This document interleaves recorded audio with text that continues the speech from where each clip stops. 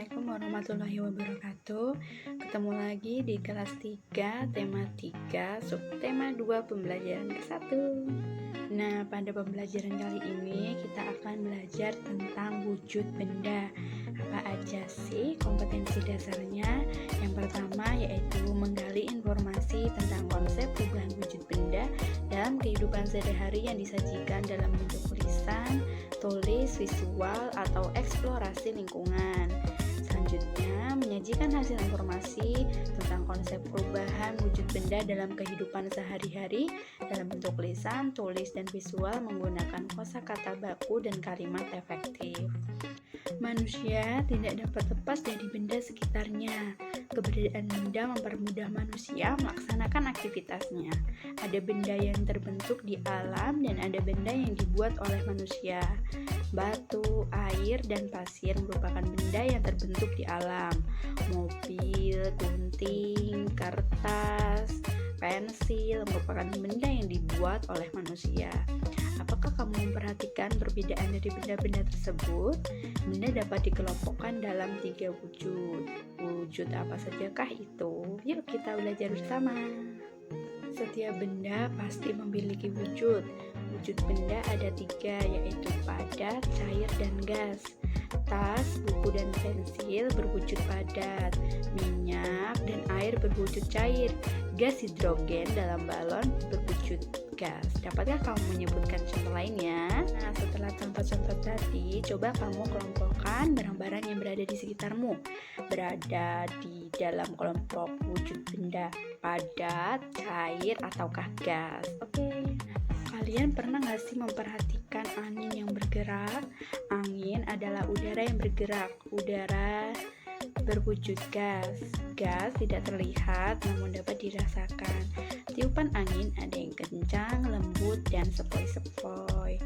Nah, angin itu berbentuk gas, ada namun tidak bisa dirasakan. Nah, buku adalah benda padat. Benda padat diletakkan dimanapun akan berbentuk tetap tidak berubah.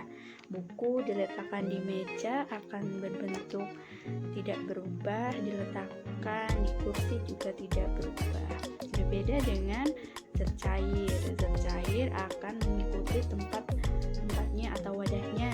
Diletakkan di gelas dia akan mengikuti berbentuk gelas, diletakkan di mangkuk dia akan berbentuk seperti mangkuk. Nah, benda padat seperti buku, pulpen, pensil itu tidak berubah bentuk karena dia benda padat. Nah, bagaimana dengan benda cair? Benda cair banyak sekali di sekitar kita. Sekitar 70% permukaan bumi tertutup oleh air laut. Tubuh manusia hampir 2/3 bagian merupakan cairan. Air adalah benda cair yang sering ditemui. Sebutkan benda lainnya yang termasuk benda cair. Pernahkah kamu melihat air di dalam gelas yang tumpah? Lalu, bagaimana bentuk air tersebut? Apakah bentuk air yang tumpah sama dengan air di dalam gelas? Nah, selain benda padat dan benda cair, ada lagi satu wujud benda. Apa itu? Ya, benar banget. Benda gas. Benda yang berwujud gas. Benda gas ada di mana-mana. Contohnya udara yang kita hirup. Setiap hari kita menghirup udara. Udara termasuk benda gas. Dapatkah kamu melihat udara? Oh, bentuk udara tidak dapat dilihat. Udara hanya dapat dirasakan. Tapi ada benda gas yang dapat dilihat loh. Contohnya adalah awan dan asap. Kelihatan ya, warna putih. Nah, kita akan belajar tentang wujud dan sifat benda. Yang pertama yaitu benda padat.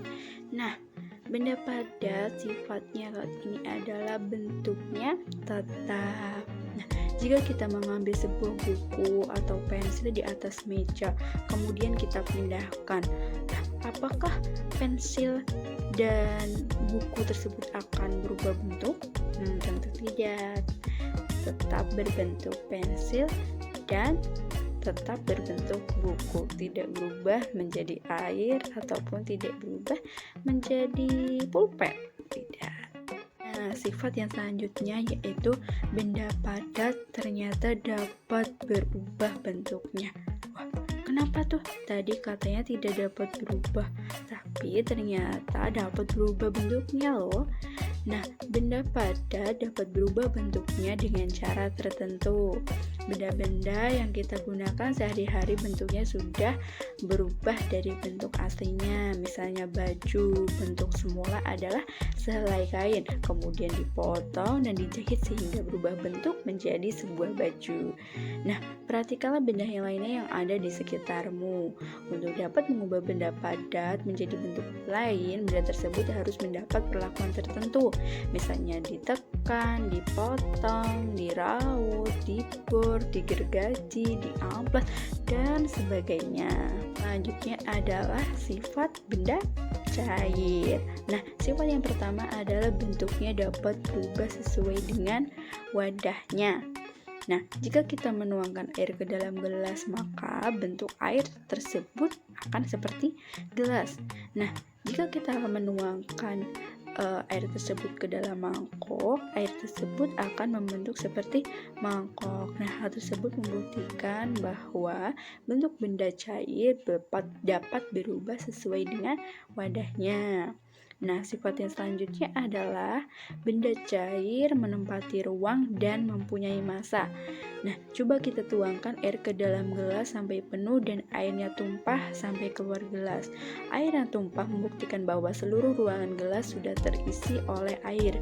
Air mempunyai massa. Hal ini dibuktikan jika kita mengangkat gelas kosong terasa akan lebih ringan dibandingkan jika kita mengangkat gelas yang berisi air.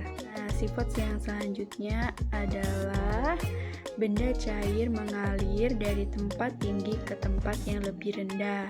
Air di sungai mengalir mulai dari hulu sampai ke hilir.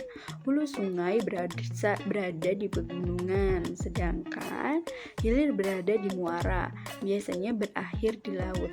Hal ini membuktikan bahwa air mengalir dari tempat tinggi ke tempat yang rendah. Nah, bagaimana dengan aliran airnya? Nah, semisal pada saat turun hujan, kita juga dapat melihat air hujan yang jatuh dari genting kemudian turun mengalir melalui talang dan jatuh ke tanah. Pada saat sekarang, air juga dapat mengalir dari tempat rendah ke tempat tinggi. Contohnya, air dari dalam tanah ditampung di dalam bak penampungan yang disimpan di atas rumah. Alat untuk mengalirkan air dari tempat rendah ke tempat tinggi disebut pompa air. Dari bak penampungan air bisa mengalir sesuai dengan sifat alamiahnya. Nah, sifat selanjutnya adalah permukaan benda cair yang tenang selalu datar. Dalam keadaan tenang, permukaan air selalu datar. Akan tetapi, jika mendapat oksigen, permukaan air tidak lagi datar. Sifat ini dapat dimanfaatkan oleh tukang bangunan, misalnya untuk mengetahui kedataran lantai pada saat pemasangan ubin. Alat yang digunakan untuk mengukur kedataran lantai disebut water pass. Nah, sifat benda cair yang selanjutnya yaitu benda cair dapat melarutkan zat tertentu. Nah, apa tuh? Gula pasir larut dalam air teh, sehingga rasa air teh menjadi manis. Nah, misal kita membuat teh, kita masukkan gula, kita aduk-aduk, gulanya nggak ada, larut sudah menjadi manis. Nah, air dan zat yang terlarut di dalamnya itu disebut larutan. Yang selanjutnya adalah benda gas. Nah, benda gas meskipun kita tidak dapat melihat wujudnya, kita dapat merasakannya. Kita dapat menghirup dan merasakan udara. Contohnya, ketika kita menggunakan kipas, badan kita terasa ada tiupan udara. Angin merupakan udara yang bergerak. Selain udara ini terdapat di mana-mana, udara juga menempati ruang. Ambillah sebuah botol. Apakah botol tersebut kosong? Botol tidak kosong, tetapi berisi udara. Apakah bisa dibuktikan? Hal ini bisa dibuktikan jika kita memasukkan botol ke dalam air. Dengan mulut botol dimasukkan terlebih dahulu, maka air tidak dapat masuk ke dalam botol. Nah, udara juga mempunyai berat loh. Nah, balon kempis dan balon berisi udara jika kita timbang, maka balon berisi udara akan lebih berat. Nah, selanjutnya adalah perubahan wujud benda. Yang pertama adalah perubahan wujud benda padat. Nah, biasanya perubahan wujud benda padat disebabkan oleh pengaruh suhu. Nah, misalnya kita menyalakan lilin. Lilin akan terbakar dan akan meleleh menjadi cair. Demikian juga ketika kita memasak menggunakan mentega. Mentega yang dipanaskan semula berbentuk padat menjadi cair. Nah, atau juga bisa dengan es krim. Es krim yang semula berbentuk padat bisa menjadi cair. Nah, hal tersebut dinamakan dengan mencair. Nah, ada juga loh perubahan wujud benda padat menjadi gas. Nah, contohnya yaitu kapur barus. Nah, kapur barus yang diletakkan di lemari atau di mana itu lama-lama akan habis. Nah, itu akan menjadi gas. Nah, perubahan wujud benda dari padat ke gas disebut menyublim. Nah, untuk selanjutnya yaitu perubahan wujud benda cair. Nah, bisa nih kita memasak air. Misalnya memasak air lama sekali, lama-kelamaan airnya habis. Nah, pergi kemana ya airnya? Ternyata airnya berubah bentuk menjadi gas. Nah, perubahan bentuk dari cair menjadi gas disebut menguap. Menguap itu seperti ketika kita merebus air, terus ada uap airnya di atasnya itu. Nah, itu namanya uap air. Nah, yaitu dari cair air menjadi gas. Nah, selanjutnya ada lagi loh perubahan wujud benda cair, yaitu dari cair menjadi padat. Apa ya contohnya? Oh, seperti es yang dimasukkan ke dalam kantong lalu dimasukkan ke dalam lemari pendingin. Nah, air tersebut akan menjadi keras, dari bentuk cair menjadi padat. Nah, hal tersebut dinamakan dengan membeku. Yang selanjutnya adalah perubahan wujud benda gas. Benda gas dapat berubah wujud karena adanya pengaruh suhu. Air tersebut berasal dari uap air yang berubah menjadi cair.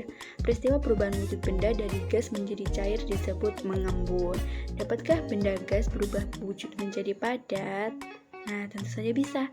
Jika kita pernah berkunjung ke kawah gas belerang, maka pada dinding-dinding kawah dapat kita lihat gas-gas belerang yang telah berubah menjadi kristal-kristal belerang. Hal ini menunjukkan bahwa benda gas berubah wujud menjadi benda padat.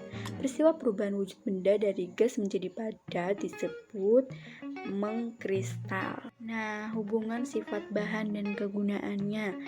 Dalam memenuhi kebutuhan hidup, manusia memanfaatkan bahan yang ada di alam untuk mempertimbangkan sifat-sifat bahan yang akan dimanfaatkan. Hal ini dimaksudkan agar barang yang dihasilkan bermanfaat dan tahan lama dalam penggunaannya.